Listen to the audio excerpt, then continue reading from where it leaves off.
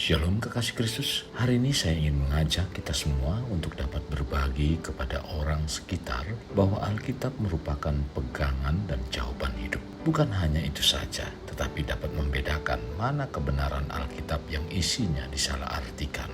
Sebab isi Alkitab tidak akan keluar dari kebenaran. Mari kita berdoa. Tuhan Yesus, terima kasih buat hari ini kami dapat kembali mendengarkan kebenaran firman-Mu melalui renungan ini. Tuhan, kami buka hati kami, biarlah Engkau terus berbicara untuk kami, sehingga firman ini menjadi panduan atau kompas bagi kehidupan kami, sehingga hidup yang kami jalani menjadi dan memiliki kehidupan yang terarah dan jelas, seperti apa yang Engkau kehendaki untuk kami. Tuhan, terima kasih. Kami mau membuka hati dan pikiran kami, biarlah firman yang disampaikan jatuh ke tanah hati kami yang baik, sehingga mengalami satu pertumbuhan, mana itu menghasilkan buah-buah yang menyukakan Engkau. Terima kasih Tuhan, ini doa kami dalam nama Tuhan Yesus kami berdoa. Amin. Melekat dalam Tuhan bertema membuktikan kebenaran Alkitab dari isinya. Firman Tuhan terdapat dalam Mazmur 119 ayat 160, demikian firman-Nya. Dasar firman-Mu adalah kebenaran, dan segala hukum-hukum-Mu yang adil adalah untuk selama-lamanya. Bagi banyak orang, kebenaran itu relatif, bergantung pada kepercayaan yang dimiliki, dan kebenaran itu sering dianggap menjadi mutlak bagi para penganut kepercayaan tersebut. Inilah pengertian banyak orang. Untuk membuktikan apa Alkitab itu satu-satunya kebenaran mutlak, harus membuktikan dari perkataan Alkitab itu sendiri. Biarlah Alkitab itu membela dirinya sendiri.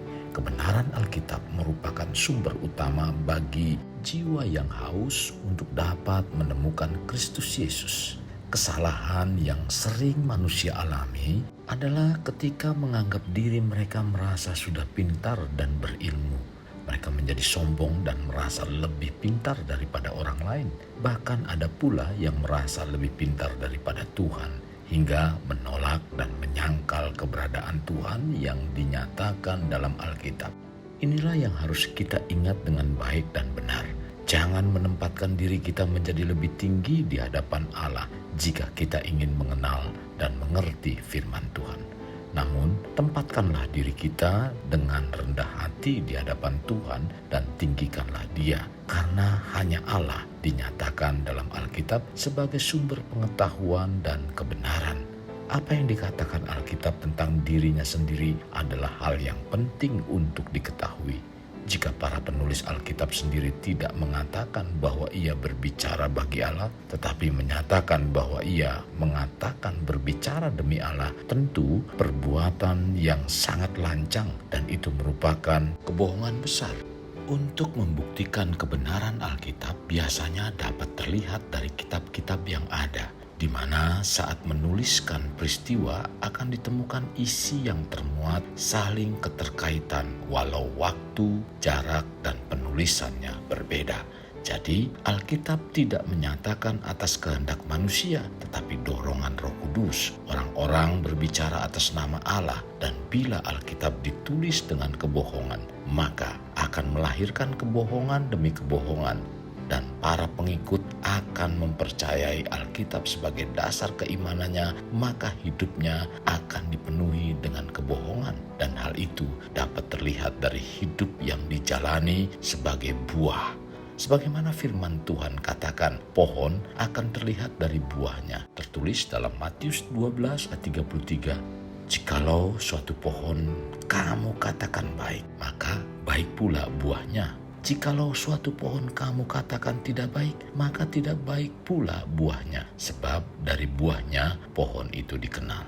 Pendengar yang dikasihi Tuhan, bila kita mendapati orang-orang yang memberitakan firman keluar dari kebenaran dalam menafsirkan ayat dan keluar dari konteks permasalahan, biasanya dalam kurun waktu tertentu dapat terlihat buahnya. Buah yang terlihat biasanya akan terlihat apa yang diajarkan berbeda dengan apa yang diperbuatnya. Dan yang perlu para pendengar ketahui tentang apa yang diberitakan Alkitab adalah benar atau tidak ialah apakah isi Alkitab yang diberitakan itu memberitakan kebenaran, kedamaian, dan memuliakan Tuhan atau si pemberita. Apakah pesan atau isi membesarkan nama Tuhan atau si pemberita? Dan apakah berita yang disampaikan memberi keuntungan bagi Tuhan atau bagi pemberita? Satu hal yang pasti bahwa menjelang akhir zaman, setan atau iblis akan memakai Alkitab atau firman Allah untuk menipu dan memperdaya manusia, khususnya mereka yang ada di dalam gereja. Setan akan memutarbalikkan maksud dan arti firman Allah sama seperti yang ia lakukan ketika memperdaya Hawa di Taman Eden. Menjelang akhir zaman, setan atau iblis akan berjaya menipu dan memperdaya manusia dengan memutarbalikkan firman Allah. Mungkinkah apa yang diberitakan benar-benar firman Allah atau pembelotan firman Allah? Dari mana kita bisa mengetahui semua klaim bahwa itu benar atau tidak? Satu-satunya standar yang harus dipakai menguji setiap klaim kebenaran adalah Alkitab itu sendiri. Di luar dari Alkitab, tidak ada standar lain. Firman Allah berkata, Allah adalah benar dan semua manusia pembohong. Tercatat dalam Roma pasal 3 ayat 4. Jadi, para pendengar yang dikasihi Tuhan, yang menjadi standar kebenaran adalah firman yang telah disampaikan Allah sendiri, yaitu Alkitab. Karena Allah tidak pernah berbohong dan Allah akan selalu benar karena Ia adalah kebenaran. Umat Kristen harus berhati-hati terhadap setiap klaim yang menyatakan telah menerima wahyu atau kebenaran, karena kebenaran satu-satunya yang tidak mengandung kesalahan hanyalah Alkitab. Dan untuk kita membuktikan kebenaran Alkitab ialah dari isinya. Para pendengar, berita firman Allah yang tertulis dalam Alkitab, apakah dikaburkan atau diselewengkan demi keuntungan diri sendiri, dapat terlihat apakah berita tersebut untuk kesukaan Allah atau kesukaan manusia. Tertulis dalam Galatia 1 ayat 10 yang berkata, jadi bagaimana sekarang? Adakah ku cari kesukaan manusia atau kesukaan Allah? Adakah ku coba berkenan kepada manusia? Sekiranya aku masih mencoba berkenan kepada manusia, maka aku bukanlah hamba Kristus. Pendengar yang dikasihi Tuhan, sesungguhnya firman Tuhan yang tertulis dalam Alkitab merupakan kebenaran dan membuktikan kebenarannya dapat dilihat dari isinya. Apakah isi firman Tuhan atau Alkitab itu dimanfaatkan untuk mendatangkan kemuliaan pada pribadi atau keuntungan pribadi? Itu bukan berarti Alkitab tidak benar, melainkan pribadi yang memberitakannya, bukan isi Alkitabnya.